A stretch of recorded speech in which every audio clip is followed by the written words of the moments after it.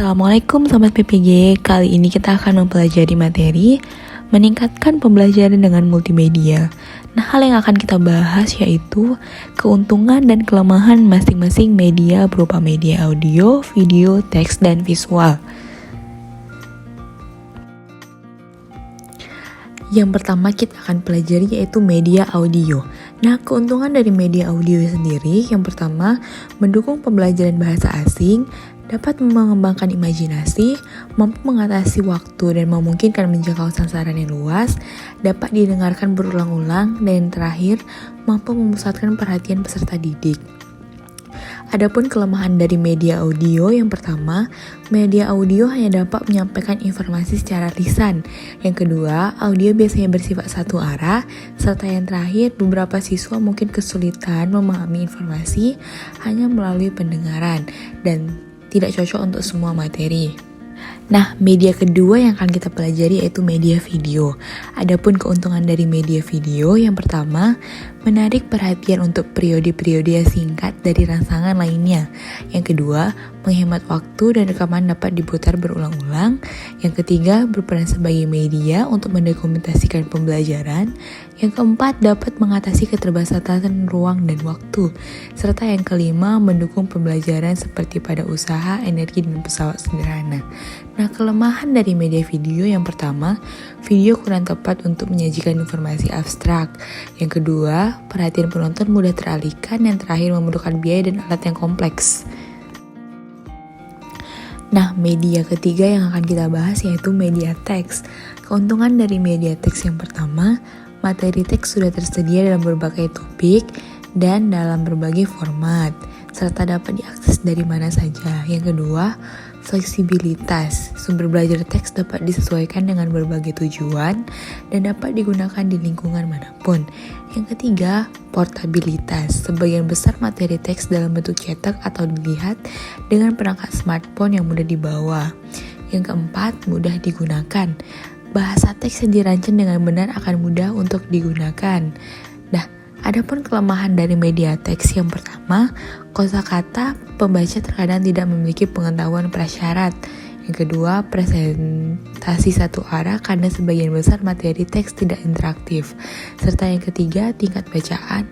Sebagian teks ditulis dalam tingkat bacaan tertentu yang mungkin tidak selaras dengan kemampuan kebahasaan semua peserta didik di kelas. Nah, media selanjutnya yaitu media visual. Keuntungan dari media visual yaitu media sosial memungkinkan setiap orang untuk memiliki kesempatan yang sama untuk dengan mudah melihat materi yang sama dalam waktu yang sama. Yang kedua, penggunaan yang mudah. Yang ketiga, media visual tersedia dengan sedikit biaya. Yang keempat, ketersediaan visual yang ada di hampir di semua materi pendidikan cetak dan digital. Dan yang terakhir, dapat meningkatkan daya tarik dan minat peserta didik. Adapun kelemahan dari media visual yang pertama, terlalu banyak teks atau gambar dalam satu visual.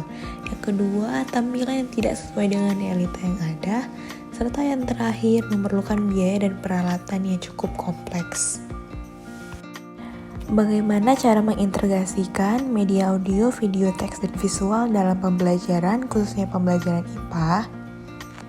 Mari kita temukan jawabannya pada video selanjutnya. Nah, bagaimana untuk meningkatkan media audio dalam pembelajaran IPA sebagai berikut?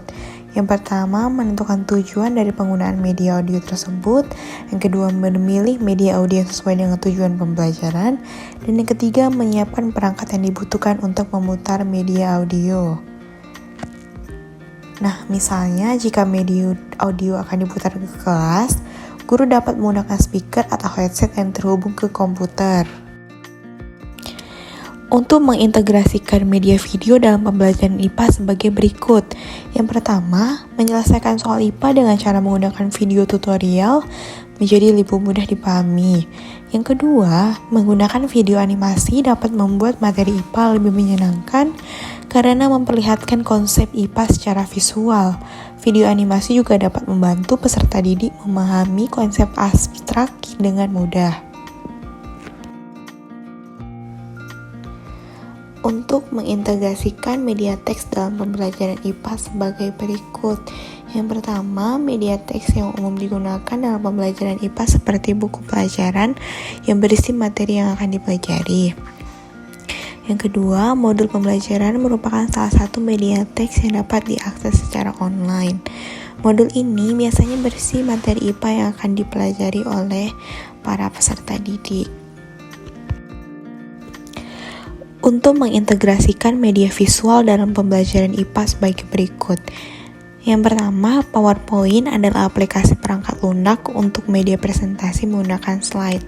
Yang kedua, MediaPad merupakan salah satu situs yang menyediakan simulasi pembelajaran secara gratis yang dikembangkan oleh Universitas Colorado. Media simulasi PAD membuat materi pembelajaran fisika, kimia, maupun materi pembelajaran biologi.